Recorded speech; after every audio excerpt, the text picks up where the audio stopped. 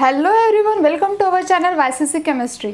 सो guys, हम लोगों ने क्लास 10 के एसएससी बोर्ड के 2 चैप्टर्स कंप्लीट कर दिए, जो कि periodic classification and chemical reaction and equation. ठीक है, होप सो आप लोगों को वो सारे चैप्टर समझ में आए होंगे और वहाँ पे कुछ प्रॉब्लम भी नहीं होगा। ठीक है, सो आज से हम लोग नया जो चैप्टर स्टार्ट करने वाले हैं, जो कि है ग्रेविटेशन।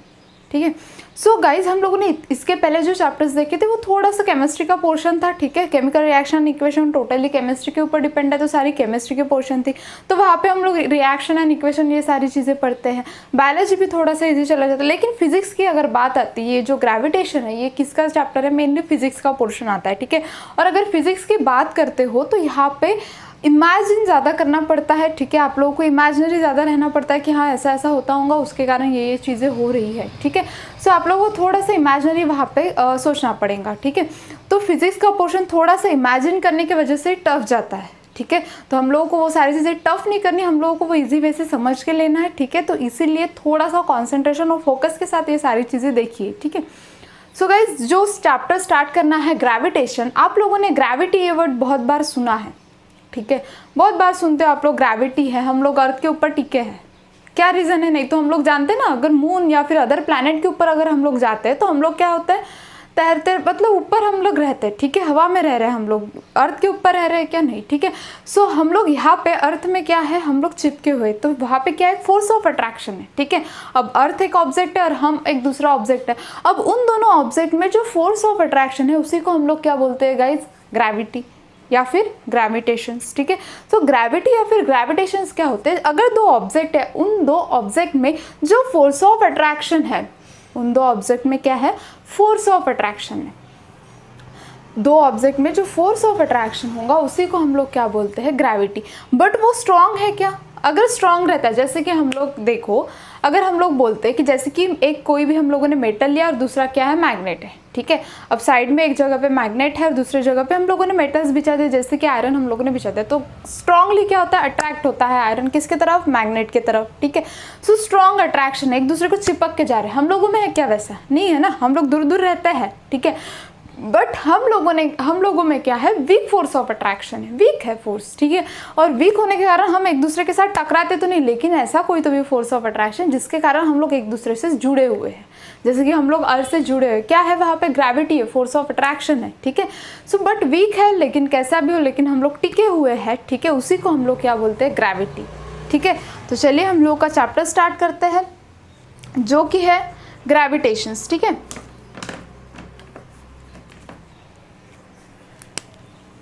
सो पार्ट 1 का फर्स्ट चैप्टर जो कि है ग्रेविटेशन, और ग्रेविटेशन में हम लोग सबसे पहले डिस्कस करने वाले हैं ग्रेविटी या फिर ग्रेविटेशन, और दूसरा हम लोग करने वाले हैं ग्रेविटेशनल फोर्स, ग्रेविटेशनल फोर्स। ये 2 कंसेप्ट हम लोग डिस्कस करेंगे, देन उसके बाद जाएंगे सर्कुलर मोशन या फिर सेंट्रीपिटल फोर्स की तरफ। ठीक है, सो देखिएगा इस ग्रेविटेशन, अब ग्रेविटेशन मतलब क्या है, डेफिनेशन क्या होती है ग्रेविटेशन की? सो ग्रेविटेशन, अब ग्रेविटेशन का मीनिंग क्या है? The force between the 2 object, the force between the 2 object are known as gravitation। इसी को हम लोग क्या बोलते हैं गाइस? ग्रेविटेशन। और ग्रेविटी भी यही, ग्रेविटी की भी यही डेफिनेशन होगी। क्या है फिर? The force between the 2 object. ठीक है, फोर्स किस में का? 2 ऑब्जेक्ट में का। वो 2 ऑब्जेक्ट कोई भी हो सकते हैं, कोई भी, जरूरी नहीं है कि वो 2 ऑब्जेक्ट एक फिक्स कोई भी हो, वो 2 ऑब्जेक्ट, एनी ऑब्जेक्ट। ठीक है, so the force between the 2 object are known as the gravitation और gravity, are known as the gravitation और ग्रेविटी। ठीक है, उसी को हम लोग क्या बोलते हैं? ग्रेविटेशन या फिर ग्रेविटी। अब देखते हैं, जैसे कि हम लोग जानते हैं फोर्स बिटवीन द 2 ऑब्जेक्ट मतलब क्या। जैसे कि देखो, अर्थ है और हम दोनों में, अर्थ है और हम ह्यूमन बीइंग है। ठीक है, उन दोनों में का फोर्स ऑफ अट्रैक्शन। अब हम लोग अट्रैक्ट नहीं हो रहे, तो वो फोर्स ऑफ अट्रैक्शन कैसे होगा गाइज? वीक होगा। अगर स्ट्रांग होता तो क्या होता, स्ट्रांग होता तो हम लोग कंप्लीटली अट्रैक्ट हो जाते, बट क्या है, जो फोर्स ऑफ अट्रैक्शन है वो क्या है, वीक है। क्या है, वीक है। ठीक है, अब ये फोर्स ऑफ अट्रैक्शन कैसे, तो देखो हम लोग जानते हैं मैग्नेटिक फील्ड का, मैंने जैसे कि अभी तुम लोगों को एग्जांपल दिया, नॉर्थ एंड साउथ पोल होता है मैग्नेटिक फील्ड में, क्या होता है, नॉर्थ एंड साउथ पोल। अब आप लोग जानते हो ये जो मैग्नेटिक फील्ड है ये क्या जनरेट करता है, यहाँ पे उसकी मैग्नेटिक फील्ड की इंटेंसिटी होती है। ठीक है, और वो ऐसी होती है, दिखते तो नहीं हम लोगों को, लेकिन क्या होगा, अगर आप लोग मेटल्स यहाँ पे लेते हो तो अटैच कैसे होंगे, इस वे से यहाँ पे क्या हो जाएंगे, वो अरेंज हो जाएंगे। इसी पैटर्न से अरेंज हो रहे हैं, मतलब यहाँ पे क्या है, मैग्नेटिक फील्ड है। क्या है, मैग्नेटिक फील्ड है। सेम उसी के जैसा अगर आप लोग अर्थ को कंसिडर कर रहे हो तो अर्थ को भी क्या है guys, north and south pole लेते हैं हम लोग। यहाँ पे क्या होता है, सबसे ज्यादा metals, non metals and metalloids present होते हैं, इसलिए दो पोल्स बने, एक है नॉर्थ और दूसरा क्या है, साउथ। सबसे ज़्यादा metals, non metals and metalloids north के ऊपर प्रेजेंट है, और नीचे साउथ में भी सबसे ज़्यादा metals, non metals and metalloids present है। इसी के कारण हम लोग क्या बोलते हैं, दो पोल्स है, एक है नॉर्थ पोल, दूसरा क्या है, साउथ पोल। ठीक है, यहाँ पे भी सेम वे से क्या होती है, मैग्नेटिक फील्ड जनरेट होती है। मैग्नेटिक फील्ड तो नहीं बोलेंगे, यहाँ पे बोलेंगे ग्रेविटेशन फोर्स। कौन सा फोर्स होगा, ग्रेविटेशनल फोर्स। ठीक है, तो ये तो दो चीज़ें होगी, जो कि हो गया ग्रेविटेशन। क्या हो गया, ग्रेविटेशन।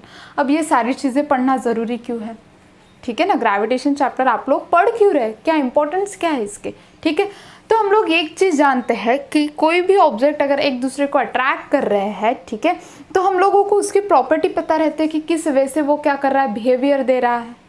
ठीक है, उसी के बाद अगर आप लोग जानते हो कि ये इसके तरफ अट्रैक्ट हो रहा है, अगर हम लोगों को वो रिएक्शन वैसे नहीं कर रही, या फिर फिजिक्स के लॉ के हिसाब से हम लोग अगर बहुत सारे डिफरेंट कुछ चेंजेस लाना चाहते हैं, तो उसी के हिसाब से ग्रेविटेशन क्या है, एक बहुत ही ज़्यादा इंपॉर्टेंट चैप्टर है। ठीक है, तो इंडस्ट्रियल यूजेस में ले लो, या फिर नए जो साइंटिस्ट हैं जिनको उनके डिफरेंट कोई भी मेटल्स हो, नॉन मेटल्स हो, मैग्नेटिक फील्ड हो, इसके ऊपर अगर कहीं पे भी रिसर्च करना हो, जैसे कि अदर प्लैनेट के ऊपर जाना हो, ठीक है, सो अदर प्लैनेट के अगर प्लैनेट के वहाँ पे उन लोगों को कुछ खोज करनी हो, तो वहाँ सारी जगह पे ग्रेविटेशन क्या करता है, कि इंपॉर्टेंट रोल प्ले करता है। ठीक है, सो सबसे पहले ग्रेविटेशंस की डिस्कवरी किसने की थी, तो आप लोग जानते हो कौन है वो, सफरचंद वाला भाई, जो कि है न्यूटन्स लॉ। ठीक है, आइजैक न्यूटन, हम लोग क्या बोलते हैं उनको, आइजैक न्यूटन। इन्होंने डिस्कवरी की थी इन द 1680 आइजैक न्यूटन ने न्यूटन लॉ ऑफ ग्रेविटेशन के बारे में बोला था। ठीक है, अब सफरचंद वाले भाई क्यों बोले, आप लोग जानते हो वो लोग क्या करते थे, पेड़ था, पेड़ के नीचे क्या किया था, न्यूटन्स बैठे थे। ठीक है, ऊपर से क्या हुआ, एप्पल गिरा, सफरचंद गिरा, तो उनको पता चला कि ऐसा क्यों हो रहा है। ठीक है भाई, ऊपर से नीचे क्यों गिरा, ऊपर क्यों नहीं चला गया। ठीक है, ये सारी चीज़ें जो उनके मन में क्वेश्चन अराइज होते गए, उनका आंसर ढूंढने के लिए उन्होंने जो वर्क किया, उनको हम लोग बोलते हैं न्यूटन लॉ ऑफ ग्रेविटेशन। क्या बोलते हैं, न्यूटन लॉ ऑफ ग्रेविटेशन, जो कि ग्रेविटेशन का फंडा मेनली किसने दिया है, आइजैक न्यूटन में इन द 1680। कब दिया था, इन द 1680 आइजैक न्यूटन। ठीक है, सो इसलिए हम लोग उनको बोलते हैं सफरचंद वाले भाई। ठीक है, सो ग्रेविटेशन क्लियर हो गया। ग्रेविटेशन का मीनिंग क्या है, ग्रेविटेशन मतलब the force between the two object are known as the gravitation. उन दोनों में वीक फोर्स होता है, कोई भी टू ऑब्जेक्ट, उन दोनों में जो फोर्स होगा उनको हम लोग बोलेंगे ग्रेविटेशन। डिस्कवरी किसने की थी न्यूटन लॉ ऑफ ग्रेविटेशन की, तो डिस्कवरी की थी आइजैक न्यूटन में इन द 1680। सो इसके थ्रू आप लोगों को क्या अजम्पशन मिला, क्या पता चला, इसके थ्रू ये चीज़ पता हो गई कि जितनी भी चीज़ें हैं वो एक दूसरे की तरफ क्या होती है, अट्रैक्ट होती है। ठीक है, तो इनके टू इंटेंसिटीज़ क्या थी, या फिर टू इंटेंसिव हम लोगों को क्या अजम्पशन क्या मिला। ठीक है, तो दो अजम्पशन जो थे वो हम लोग देखेंगे, लेकिन उसके पहले ग्रेविटेशंस क्या होता है ये क्लियर हो गया आप लोगों को, और उसके बाद किसने डिस्कवर किया था, आइजैक न्यूटन इन 1680। ठीक है, आप लोग इसका स्क्रीनशॉट निकालो, देन वो दो चीज़ें जो थी, जो टू इंपॉर्टेंट पॉइंट्स थे न्यूटन लॉ ने दिए थे या फिर आइजैक न्यूटन ने बताए थे, वो डिस्कस करेंगे। उसके पहले इसका स्क्रीनशॉट निकालो।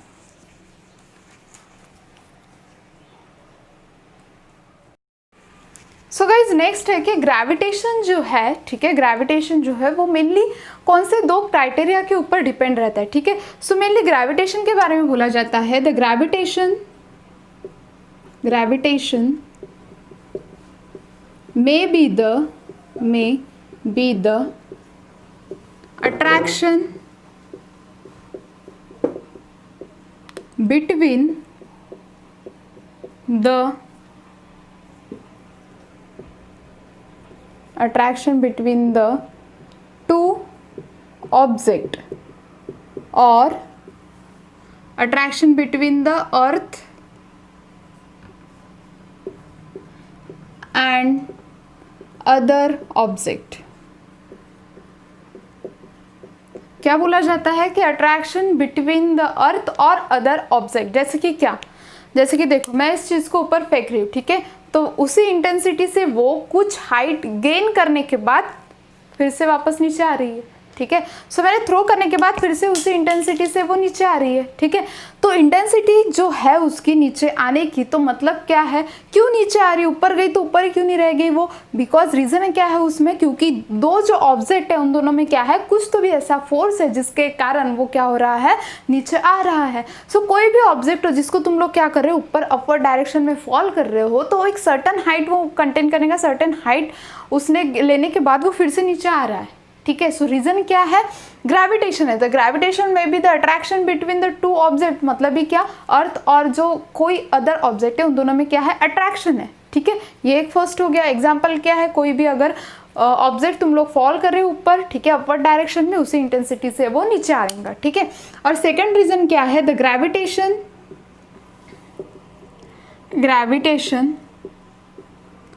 में B the attraction between the, ठीक है, the gravitation may be the attraction between the outer space। अब outer space की बात आ गई तो एग्जाम्पल क्या है, attraction between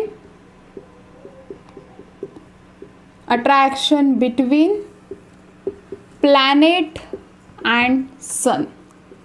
attraction between planet and sun. So इस यूनिवर्स में जितनी भी चीज़ें हैं उन सब में क्या है, कुछ ना कुछ अट्रैक्शन प्रेजेंट है, भले वो वीक हो कैसा भी हो, लेकिन कुछ ना कुछ क्या है गाइस, अट्रैक्शन प्रेजेंट है, ठीक है। सो जैसे कि सेकंड उसने बोला गया है कि आउटर स्पेस, जैसे कि देखो प्लैनेट एंड सन, आप लोग सोलर सिस्टम जानते हो, बीच में है सन, ठीक है। अब अर्थ देखो रिवॉल्व हो रही है। अब मुझे बताओ, अर्थ जो है एक स्पेसिफिक ओरिएंटेशन में रिवॉल्व हो रही है, एक स्पेसिफिक ऑर्बिटल है उसका, एक स्पेसिफिक ऑर्बिट में क्या होती है, रिवॉल्व होती है, ठीक है। तो मतलब ये क्या प्रेजेंट है, सन एंड अर्थ में, उन दोनों में क्या है, कुछ ना कुछ फोर्स प्रेजेंट है। फोर्स प्रेजेंट होने के कारण वो क्या कर रहे हैं, अर्थ एक स्पेसिफिक ऑर्डर में। नहीं तो ऐसा हो गया कि कभी यहाँ पे गई तो नहीं, चलो मार्स पहले आ गया फिर अर्थ पीछे चली गई, ऐसा कभी हुआ है, कभी भी नहीं हुआ, ठीक है। और जिस पोजीशन पे, उसी पोजीशन पे वो क्या कर रही है गाइस, रिवॉल्व हो रही है। तो कंसेप्ट को ध्यान में रखो, ये सारी चीज़ें यूनिवर्स में जितनी भी चीज़ें एक दूसरे को अट्रैक्ट कर रही है, पास में रह रही है या फिर दूर है, वीक फोर्स ऑफ अट्रैक्शन, ये सारी चीज़ें किसके कारण हो रही है, रीज़न कौन है इस सारी चीज़ों के लिए कसूरवार, जो कि है ग्रेविटेशन। कौन है, ग्रेविटेशन। क्लियर हो गया। सो ये था ग्रेविटेशन एंड द ग्रेविटेशन के दो कंसेप्ट जो आप लोगों को जानना बहुत ज़्यादा इंपॉर्टेंट है, ठीक है। सो ग्रेविटेशन मतलब होता है the force between the two object are known as the gravitation. किसने डिस्कवर किया था, न्यूटन, ठीक है, आइजैक न्यूटन इन द 1680। उन्होंने दो कंसेप्ट हम लोगों को बताया, जो कि था ग्रेविटेशन में भी the attraction between the two object. Gravitation में क्या होता है, अट्रैक्शन बिटवीन टू ऑब्जेक्ट है, बट कौन से, so earth and the other object, earth और अदर ऑब्जेक्ट में जो अट्रैक्शन है उन दोनों की बात कर रहा हूँ। सो ग्रेविटेशन में भी the attraction between the outer space मतलब क्या, so attraction between the planet and the sun. Clear, ये तो हो गया अब ग्रेविटेशन के बारे में। अब डिस्कस करेंगे ग्रेविटेशनल फोर्स क्या होता है, उसका फॉर्मूला क्या है, उसका ऐसा यूनिट क्या है, सारी चीजें डिस्कस करेंगे, लेकिन उसके पहले इसका स्क्रीनशॉट निकालो।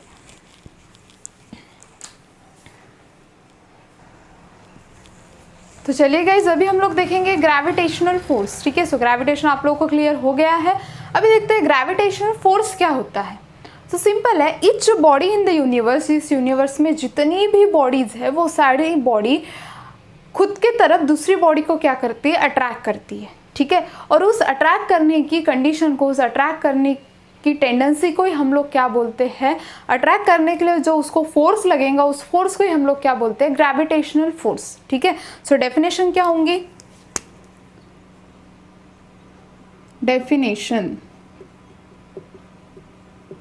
सो डेफिनेशन ये है कि each body in the universe attracts other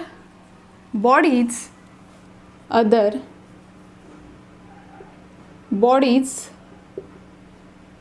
towards itself. Attract other bodies towards itself.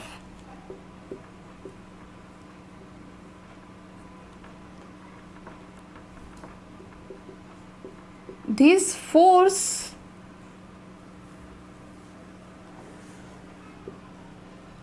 are applied to attract other bodies towards itself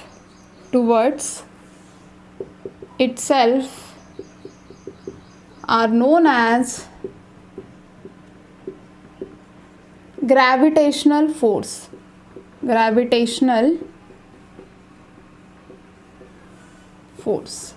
कौन सा फोर्स बोलते हैं गाइज हम लोग इसको? Gravitational force. ठीक है, सो हर एक बॉडी क्या करेंगी, अपने तरफ अट्रैक्ट करने की कैपेसिटी रखती है। तो किसको अट्रैक्ट करने की? अदर बॉडी को।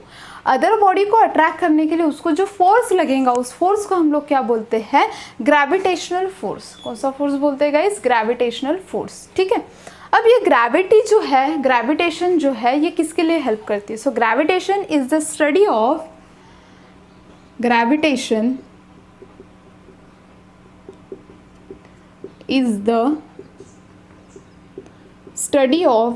में हम लोग किसकी स्टडी करते हैं? तो gravitation is the study of interaction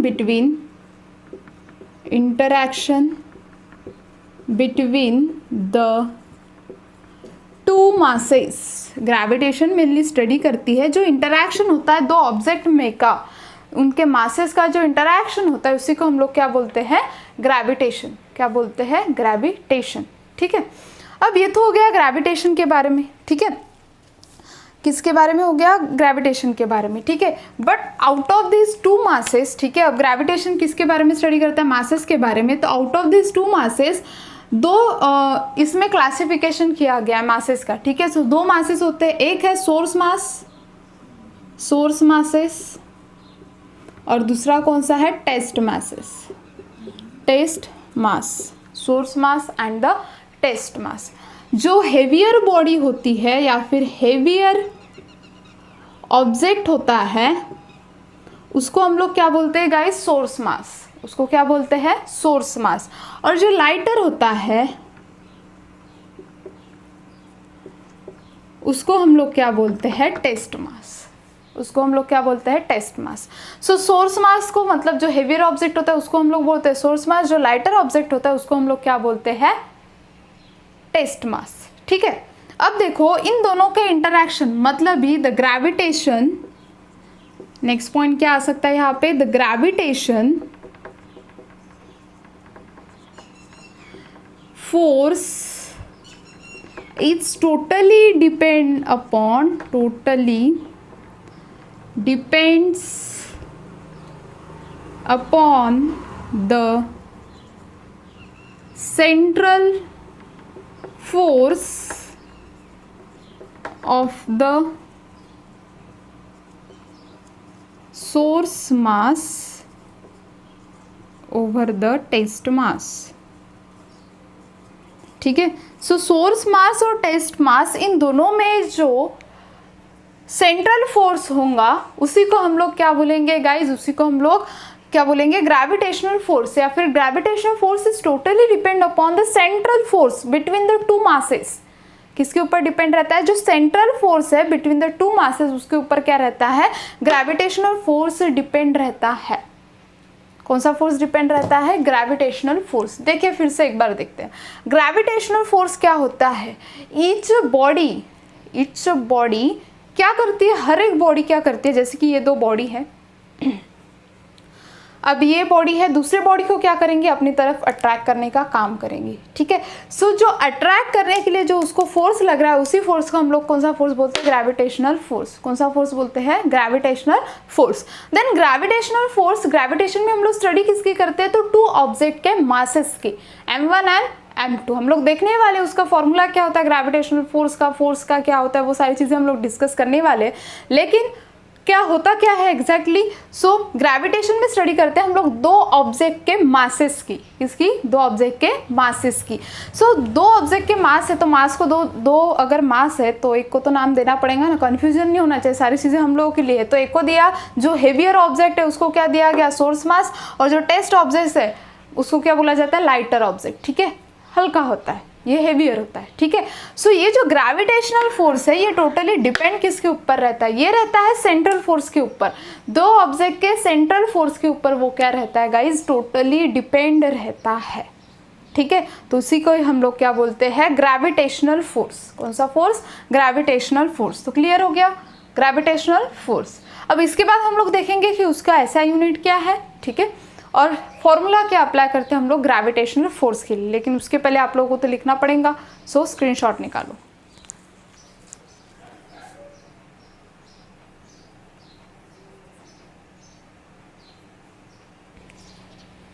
so guys अभी हम लोग देखेंगे जितने भी हम लोगों ने ग्रेविटेशनल फोर्स के बारे में अभी डेफिनेशन देखी, वो सारी हम लोग अभी फॉर्मूला बेसिस के ऊपर देखेंगे, ठीक है। चलो तो स्टार्ट करते हैं।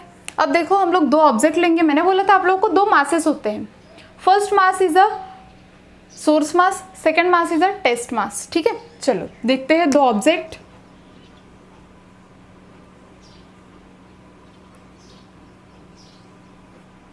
इसको दे देते हैं m1, इसको दे देते हैं m2, ठीक है।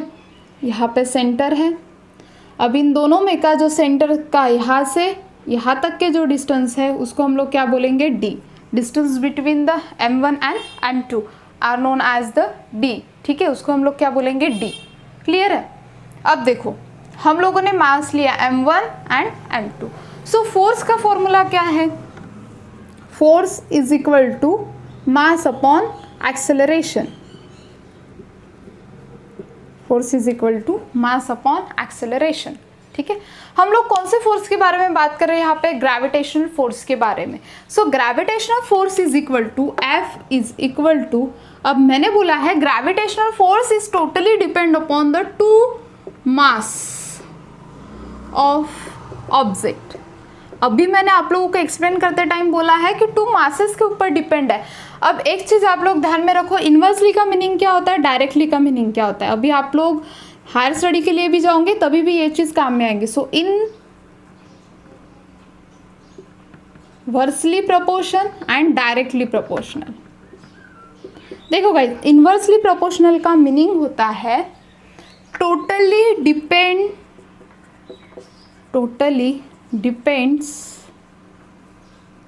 अपॉन द, जो भी आप लोग ले रहे होंगे उसके ऊपर। जैसे कि अब मैं बता देती हूँ कि जैसे कि देखो हम लोग बोलते हैं कि temperature is totally depend upon mass, ठीक है।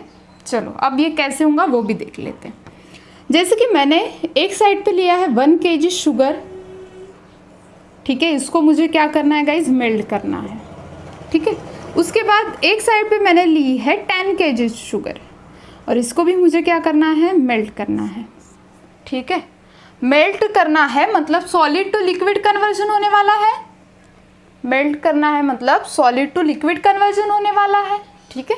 अब देखो 1 kg शुगर, आप लोग जल्दी से बता सकते हो कि 1 kg शुगर इजीली मेल्ट हो जाएंगे, लेकिन 10 kg को टाइम लगेगा। सो अब मुझे बताओ ये जो टेम्परेचर है, अगर मुझे इसको जल्दी मेल्ट करना है तो मुझे बढ़ाना पड़ेगा। So mass increases, temperature is also increases. तो टेम्परेचर ये मास के ऊपर टोटली डिपेंड है टोटली डिपेंड, क्योंकि अगर हम लोग मास इंक्रीज कर रहे हैं तो टेम्परेचर भी मुझे इंक्रीज करना पड़ेगा। 1 kg के लिए कुछ अलग होगा टेम्परेचर, लेकिन 10 kg के लिए टेम्परेचर भी क्या होगा, इंक्रीज होगा। So mass increases, temperature is also increases, ठीक है। तो उसी को हम लोग क्या बोलेंगे कि डायरेक्टली प्रोपोर्शनल होता है, ठीक है, डायरेक्टली। और इन्वर्सली मतलब क्या, कि उतना ज़्यादा डायरेक्टली वो अफेक्ट नहीं करेगा, ठीक है, उसके अपोजिट जाएगा। अगर एक चीज़ बढ़ रही है तो दूसरी, जैसे कि अगर हो सकता है फॉर एग्जाम्पल, ऐसे होता नहीं है, अगर टेम्परेचर इंक्रीज हो रहा है तो हो सकता है मास क्या हो जाए, डिक्रीज हो जाए, तो उसको क्या बोलेंगे हम लोग, इनवर्सली। ठीक है, और डायरेक्टली मतलब क्या होता है कि अगर एक बढ़ रहा है तो दूसरा भी क्या होते जाएगा गाइस, बढ़ते जाएगा। एक बढ़ रहा है तो दूसरा भी क्या होते जाएगा, बढ़ते जाएगा। उसको हम लोग क्या बोलते हैं, डायरेक्टली प्रोपोर्शनल। एंड इनवर्सली मतलब किसी के थ्रू होना, जैसे कि हम लोग लाइट बिल भरते हैं। ठीक है, अब जितने यूनिट आएंगे, जितनी इलेक्ट्रिसिटी तुम लोग यूज करोगे उतना ज़्यादा बिल आएगा, ऑब्वियस है, तो डायरेक्टली प्रोपोर्शनल है एक दूसरे को।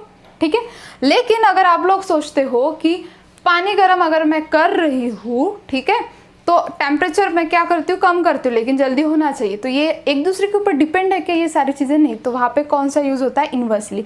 सो यहाँ पे फोर्स जो है वो डायरेक्टली प्रोपोर्शनल किसको है, m1 into m2, m1 into m2। अब क्यों है ये, हम लोगों ने ग्रेविटेशन में ही बोला है कि gravitation is a study of the mass between the two object. किसकी स्टडी करते हैं हम लोग, मासेस की स्टडी करते हैं, दो ऑब्जेक्ट की। ठीक है, and the inversely proportional to the D. अब देखो इसका हाफ और इसका हाफ तो क्या आ जाएगा यहाँ पे, डी स्क्वायर। क्या आ जाएगा, D square. So force is directly proportional to the mass m1 and m2 and inversely proportional to the distance. Clear हो गया, चलो तो यहाँ तक के क्लियर है। अभी हम लोग ये साइन अगर हटा देते तो यहाँ पे क्या लगेगा guys, is equal to constant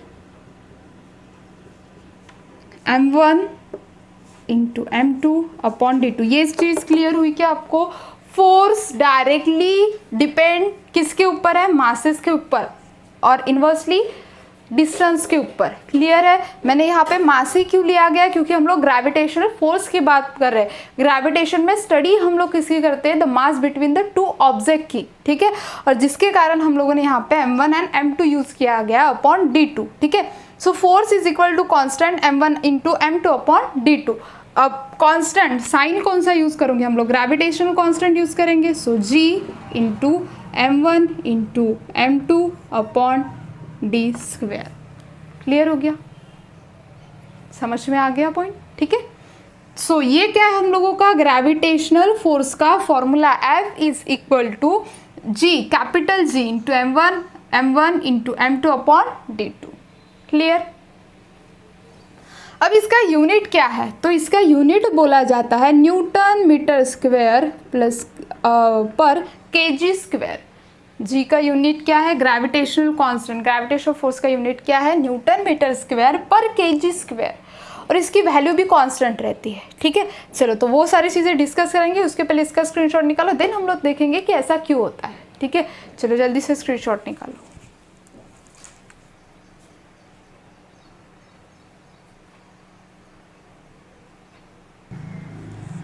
चलिए गाइस, तो देखते हैं ये जो जी कांस्टेंट है, ग्रेविटेशनल कांस्टेंट, इसका यूनिट कैसे मिला हम लोगों को, Newton metre square per KG square.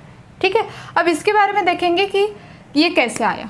ठीक है, तो देखो फॉर्मूला क्या है हम लोगों का, F is equal to G m1 into m2 upon D square. ठीक है, अब F इंटू जी, हम लोगों को वैल्यू किसकी चाहिए गाइस, जी की। ये कैसे आया वो हम लोगों को देखना है, तो इस d को हम लोग इधर ले लेंगे, F into D square upon ये वाली स्पेसिस इधर आ जाएंगी, m1 into m2 is equal to ji.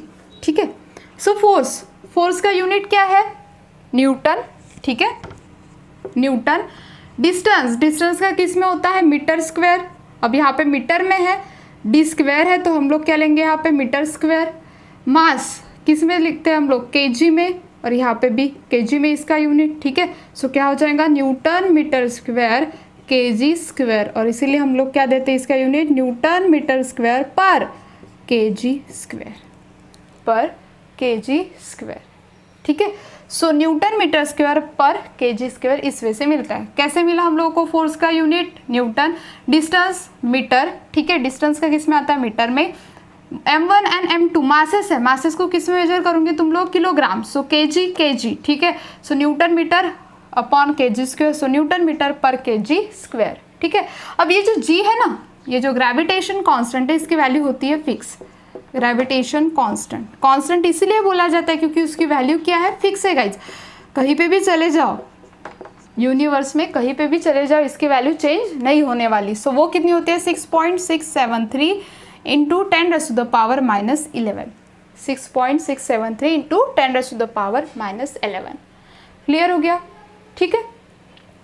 So guys यहाँ पे हम लोगों का gravitation and the gravitational force से हो जाता है फिनिश। ठीक है, अभी हम लोग इसी वीडियो में देखने वाले हैं circular motion and the centripetal force, लेकिन उसके पहले आप लोग क्या करोगे, इसका स्क्रीनशॉट निकालो।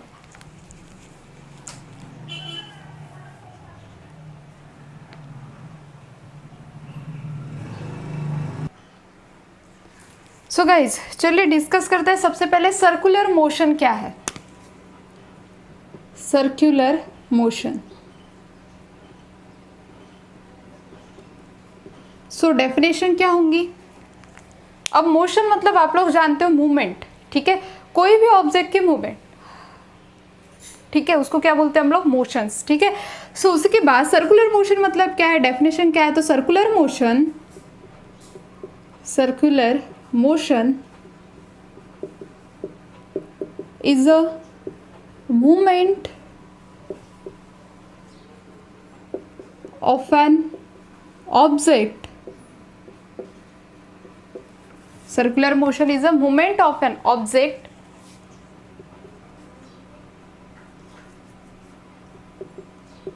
in a circumference of a circle. इसी को हम लोग क्या बोलते हैं, सर्कमफरेंस ऑफ अ सर्कल को ही हम लोग क्या बोलते हैं, कोई भी ऑब्जेक्ट जो सर्कुलर पाथ में क्या हो रहा है, रोटेट कर रहा है। और लिख देती हूँ सेकंड, क्या बोल सकते हो आप लोग, rotation in a circular path, उसी को हम लोग क्या बोलते हैं, सर्कुलर मोशन। ठीक है, so rotation in a circular path are known as the circular motion. अब जैसे कि देखो क्या, जैसे कि यहाँ पे मून है, ठीक है, और मून को सैटेलाइट कंटिन्यूसली क्या कर रहा है गाइस, रिवॉल्व कर रहा है, घूम रहा है उसके आजू बाजू में। ठीक है, अब वो एक स्पेसिफिक ओरिएंटेशन में या फिर ऑर्बिट में यहाँ पे क्या हो रहा है, सैटेलाइट रिवॉल्व कर रहा है।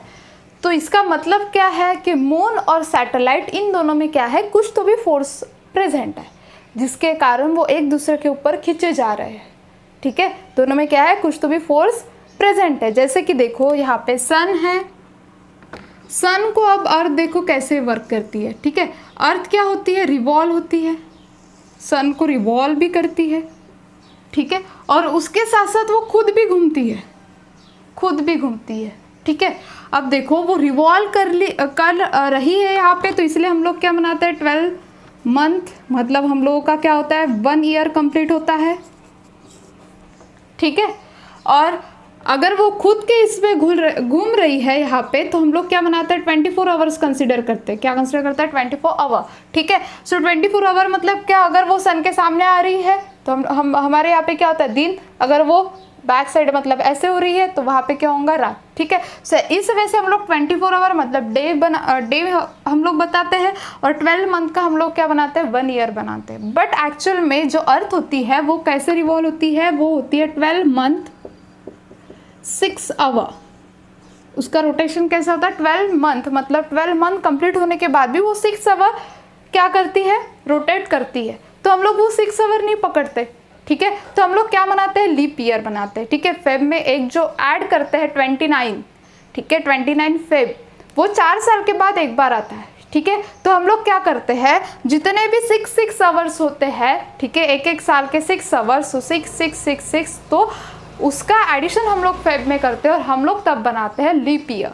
ठीक है, और वो जो होता है वो कौन सा आता है, 29 फेब। ठीक है, और वो हम लोग मनाते हैं 6 आवर्स का एडिशन कर देते हैं, 24 आवर बन जाएगा। ठीक है, या फिर 6 × 4 साल के बाद क्या आ जाएगा हम लोगों का, लीप ईयर। ठीक है, सो इसीलिए हम लोग क्या बनाते हैं गाइज, लीप ईयर। ये चीज़ आप लोग ध्यान में रखना। ठीक है, तो यही जो रोटेशन है वो एक क्या है, सर्कुलर पाथ में है, एक सर्कुलर पाथ में। इसी को हम लोग क्या बोलते हैं, सर्कुलर मोशन। कौन सी मोशन बोलते हैं, सर्कुलर मोशन। ठीक है, सो हम लोग लीप ईयर क्यों मनाते हैं, टोटल रोटेशन जो है अर्थ का सन को वो कितना होता है, 12th मंथ 6 आवर। कितने का होता है 12th मंथ 6 आवर का। सो 6 आवर का जो एक्स्ट्रा का है रोटेशन, ठीक है, वो 6 आवर्स हम लोग पकड़ते नहीं है हर एक इसमें। क्या 6 आवर का हाफ दिन लेंगे? क्या पॉसिबल है क्या लेना? बिल्कुल भी नहीं। तो हम लोग क्या करते हैं, वही 6 आवर्स को ऐड करते हैं और जो 29 फेब हम लोग मनाते हैं, ठीक है, 4 साल के बाद जिनका बर्थडे आता होगा वो जो मनाते होंगे, वो जो 6 आवर्स है उनका क्या होता है, वो एडिशंस होता है और फेब में हम लोग एक एक्स्ट्रा का दिन ऐड करते हैं, ठीक है, तो उससे हम लोग लीप ईयर मनाते हैं। सो गाइस ये था सर्कुलर मोशन, ठीक है। अब सर्कुलर मोशन से ही जुड़ा हुआ है सेंट्रीपिटल फोर्स। क्या है? Centripetal force. कोई भी ऑब्जेक्ट हो, ठीक है, अगर वो सर्कुलर पाथ में मूवमेंट कर रहा है तो उसका डायरेक्शन किसके थ्रू होगा? सेंटर के, टैंजेंट में, ठीक है। तो वो हम लोग डिस्कस करेंगे सेंट्रीपिटल फोर्स में, लेकिन उसके पहले इसकी डेफिनेशन की स्क्रीनशॉट निकालो।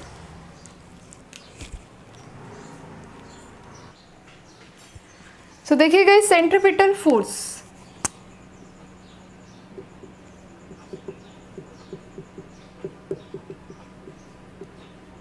सो अब सेंट्रीपिटल फोर्स की डेफिनेशन क्या है, ठीक है। A force acts on any object, the force act on any object moving along with the circle, ठीक है, moving along with the circle, the force directed towards the circle or this is called as centripetal force. Centripetal force, इसी को हम लोग क्या बोलते हैं? Centripetal force, ठीक है। मतलब ही क्या होगा? सेंट्रीपिटल का मीनिंग क्या होता है? सेंट्रीपिटल का मीनिंग होता है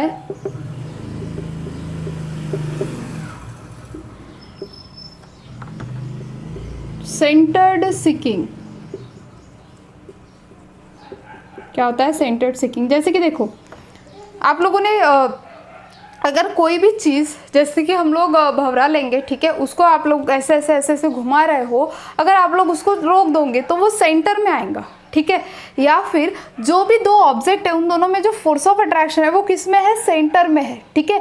सो कुछ समय के बाद वो जो ऑब्जेक्ट है वो कहाँ पे आता है? सेंटर में आता है। जैसे कि मैंने क्या बोला है कि अगर आप लोग भंवरा जानते हो ना, ठीक है, वो अगर आप लोग ऊपर फेंकते हो, राउंड राउंड उसको घुमाते हो, घुमाने के बाद वो फिर से सेंटर में आके हम लोगों को मिलता है, ठीक है। तो सेंटर में जो फोर्स है, ठीक है, कुछ ऐसा फोर्स प्रेजेंट है जिसके कारण दो बॉडी क्या हो रही है? सेंटर से अट्रैक्ट हो रही है एक दूसरे को, उसी को हम लोग क्या बोलते हैं? Centripetal force. तो सेंटर में आ जाता है ऑब्जेक्ट, घूमने के बाद भी कहाँ पे आ जाता है? सेंटर में। जैसे कॉइन को रोटेट करो, कॉइन को रोटेट करने के बाद कॉइन घूमेगा घूमेगा घूमेगा और फिर से सेंटर में आके रुक जाएगा, ठीक है। तो उसी को हम लोग क्या बोलते हैं guys? Centripetal force. A force act on any object moving along with the circle. Moving कैसे हो रही है? सर्कल के साथ, ऐसे ऐसे ऐसे ऐसे घूम रही है। The force directed towards the circle, ठीक है, the force directed towards the circle, और वो डायरेक्टेड होने के बाद वो बीच में, टैंजेंट, बीच में आ जाता है बिल्कुल भी, ठीक है। सो उसी को हम लोग क्या बोलते हैं? Centripetal force. कौन सा फोर्स बोलते हैं? Centripetal force. क्लियर है? ठीक है। तो गाइज ये था circular motion, centripetal force, gravitation and gravitational force, जो कि हम लोगों ने बहुत बेसिक से देखा है, ठीक है। सो नेक्स्ट वीडियो में हम लोग देखेंगे केपलर्स लॉ, जो कि बहुत बार एग्जाम्स में पूछा गया है, ठीक है। सो केपलर्स लॉ पूछा ही जाता है, तो उसके बारे में डिस्कशन करेंगे नेक्स्ट वीडियो में। लेकिन अगर उसके पहले आप लोगों को वीडियो अच्छी लगी होंगी तो प्लीज़ लाइक, शेयर और सब्सक्राइब करना मत भूलिए, ठीक है। और उसी के साथ साथ आप लोगों के फ्रेंड के साथ भी क्या करते जाइए? शेयर करते जाइए, ठीक है। सो ऐसे ही सपोर्ट करते रहिए। Thank you so much.